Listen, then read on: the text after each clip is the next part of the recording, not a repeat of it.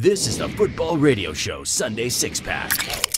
Hello and welcome to the Sunday Six Pack, where we crack open 6 of the tastiest stories in the NFL. Okay, we will get to the big upset in Houston, the Cowboys' domination, but first we'll go back to Saturday night. Number 6. And it was the Philadelphia Eagles at the Washington Redskins. Redskins win this one 27-24. Yeah, you know, Saturday football, it means that the season is coming to an end, but it's another day of football, so it's a little bittersweet. But this was all awesome, dude. The Redskins do the Cowboys a huge favor, beating those Eagles. Typical back-and-forth NFC East game. Right. Eagles just too many mistakes. That's kind of been their thing all year. A couple missed field goals, and then the late Sanchez interception squelched the comeback there, and the Redskins get a win. And they kind of maybe put out a couple fires brewing there, too. A lot of good things going for the Redskins here. Not the playoffs, of course, but RG3 plays well. Jay Gruden, a lot of question marks for their future there. Deshaun Jackson with a big revenge game against his former team. So good job by the Redskins. They get their record to 4-11, eliminated from the playoffs, of course. But good news, they dropped the Eagles to 9-6, and as a result, the Eagles have been eliminated from the playoffs. Wow. Sorry, Eagles. Number 5. All right, up next, it was the Saturday night special. Your San Diego Chargers at the San Francisco 49ers. The Chargers win in overtime, 38-35. Halftime, down by 21. I know you weren't feeling good, bro. Dude, it was brutal at halftime. I'll tell you what, we were getting dominated in this game. And I love the Chargers' leadership. Phillip Rivers on the offense, Eric Weddle on the defensive side, kept this team going. We were not out of it. There was plenty of time to make a comeback. It was not an easy comeback to make. In fact, the last drive required 2 fourth-down conversions. Finally get that tying touchdown to put it into overtime with like 29 seconds left on the clock. And then in overtime, it was Eric Weddle who forced the fumble that set up the go-ahead field goal. Great team victory for the Chargers to keep them in playoff contention. Yeah, the Chargers improved to 9-6, and those Niners fall to 7-8. All right, just a quick reminder, go ahead and subscribe to this YouTube channel right now. Number 4.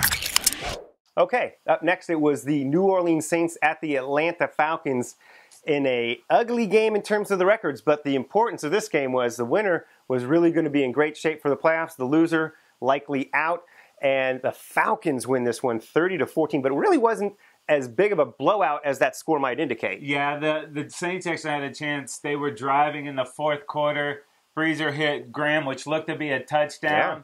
After he crossed the line, there was a weird fumble thing that happened, and I thought it was a bad call. But nonetheless, dude, that's the type of mistakes the Saints have been making all year. We thought they were some good team that was going to turn it on, that they would be able to overcome all the mistakes, and it was just the same thing throughout the year. Over and over 5 again. straight losses at home, and you know, they're out, and the Falcons live to fight another day, baby. Dude, and the Falcons get up to 6-9. They are still alive in the playoffs. The Saints drop to 6-9. They are out of the playoffs. It sets up a huge game next week where the Falcons and the Panthers play. Winner takes the division in the playoffs. Losers out. Nothing for you. Number 3. All right, let's go back to the AFC. It was the Kansas City Chiefs at the Pittsburgh Steelers. The Steelers win this game 20-12, and with that win, the Steelers, they get the punch a ticket to the postseason as well. Yeah, no doubt about that. The Steelers, actually, I think, were in the playoffs heading into this one. It was the Kansas City Chiefs that had a lot to go for, and lately the Chiefs have really been in a downward spiral. They've lost 4 of the last 5 games, and this one, you know, the Chiefs did a great job moving the football down the field, and yet when they got close, they were unable to score touchdowns. You know, they settled for some field goals there, turned the ball over. It was a real nice performance for the Steelers' defense, just sort of clamping down when they needed to. And then offensively, the Steelers just got done what they needed to do. Nothing spectacular there, but they get the big W there. Steelers in the playoffs. Chiefs now clinging to the outside of the playoffs with slim hopes. They need a lot of help. Yeah, they do need a lot of help. The Steelers improved to 10-5, and the Chiefs fall to 8-7. All right, just a quick reminder to like us on Facebook and follow us on Twitter at FootballRS. Number 2. All right, up next, it was the Baltimore Ravens at the Houston Texans. The Texans win 25-13, dude. Going into this weekend, we're like, the Ravens have the easiest path to the playoffs. Smooth sailing.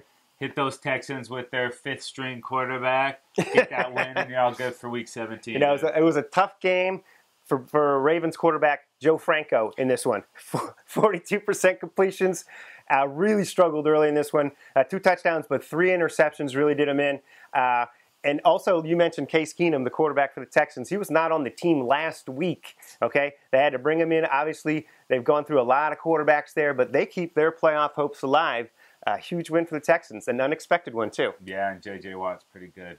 Yeah, no doubt about that. Hey, Aaron Foster throws a touchdown pass in this one, too. I thought it was J.J. Watt. I know it should have been. And that actually, the Texans improved to 8-7, and the Ravens fall to 9-6, but they're both right in the mix. Yeah. Kind of. Yeah. Ravens are. Yeah. Okay, Casey, up next. It's the big one. Number 1. It was going to be a huge shootout, a showdown between two powerhouses. It was the Indianapolis Colts at the Dallas Cowboys. Man, what happened in this game? The Cowboys dominate 42-7. Yeah, Woo! dude, I don't think anybody saw that coming. Nope. But just a great day by Romo, bro. 18-20, 90%, 4 TDs. He was phenomenal, dude. I don't remember when his last incompletion was, dude. It was just like precision passing today. DeMarco play looked like he got out of there with no added injuries. Right. And he was able to function somewhat with the hand there. But what about this Dallas defense, too, dude? They hold the Colts to 1 yard rushing, bro. And had the shutout going late into the game. A little pass interference call got the Colts up there. But impressive performance by the Cowboys, doing what they need to do in a game that many said, oh, they're going to lose. Right, it was a big game, right? Big game. Andrew Luck didn't even finish the game, bro. He got benched, had a couple of turnovers there. But this was more about what the Cowboys did. I know that the Colts held T.Y. Hilton out of this game. I don't know that it would have mattered. Great performance all the way around by the Cowboys. Going back to the playoffs, just an impressive win there. They get even at home. And, now next week, instead of fighting for their playoff lives against the Redskins, dude, that could potentially Now they can't possibly squander their way out of the playoffs. Yeah, that could be a first-round bye, baby. Hey, don't hit the panic button, Colts. Didn't have T.Y. Hilton in this one, as you mentioned.